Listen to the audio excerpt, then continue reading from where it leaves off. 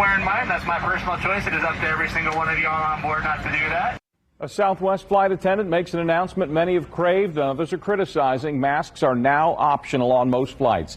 The change led some to quickly throw theirs away as attendants walk down the aisle.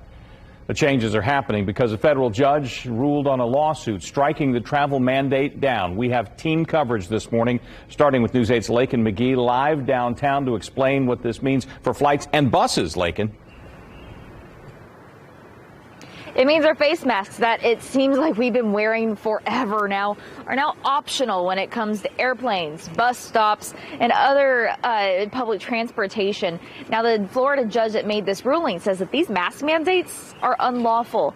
So the judge says it exceeded the statutory authority of the U.S. Centers for Disease Control and Prevention because its implementation violated administrative law. This comes just after the CDC announced last week it was extending the mask mandate through May 3rd. A White House spokesperson says the ruling is disappointing. So this is obviously a disappointing decision. The CDC continues recommending wearing a mask in public transit. Ruling, the judge said that she accepts the CDC's argument that masks limit COVID spread, but that alone is not sufficient to overcome what she concludes is a rule that exceeds the agency's authority to put it in place. The administration believes otherwise, right? Otherwise, we wouldn't have put it in place to begin with. The Transportation Security Administration and several airlines, including Alaska, Delta, and United, say they will not enforce the rule.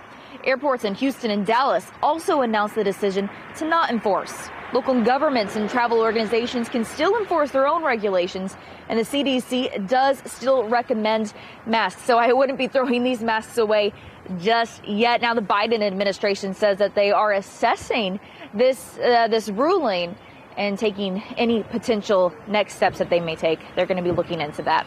I'm Lakin McGee for Wish TV, wishtv.com, and follow us on Facebook. Lakin, thank you. And News 8's Hannah Mordeau continues our team coverage at the Indianapolis International Airport. Hannah, you're masked up right now. What's the word as of right now inside? Right now, so far, no changes to the mask mandate here at the Indianapolis International Airport. I just checked their website. It still says they're required. As you're driving in, there's a big flashing sign saying masks are required. Signs all over the place. Masks are required, but you look around, it's really 50-50 at this point with people wearing masks, not wearing masks.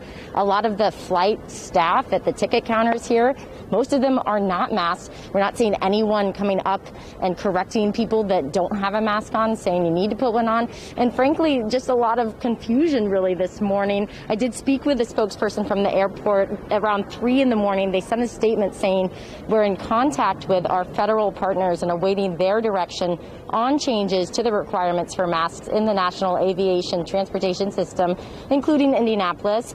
TSA also is saying they're not enforcing the mask mandate. But again, speaking with people this morning, frankly, they're coming in up early and just confused. A lot hadn't even heard of any changes. And really, there's mixed emotions here.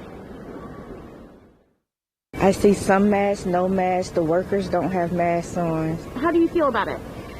I think I'm okay with it being taken away in the airport. Not so sure about the plane yet because it's close proximity. But yeah.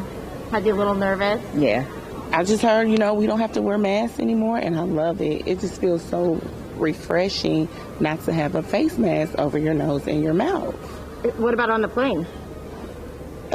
Kind of skeptical, but it's okay. Hey, stay prayed up, and we're all good. I think it's great.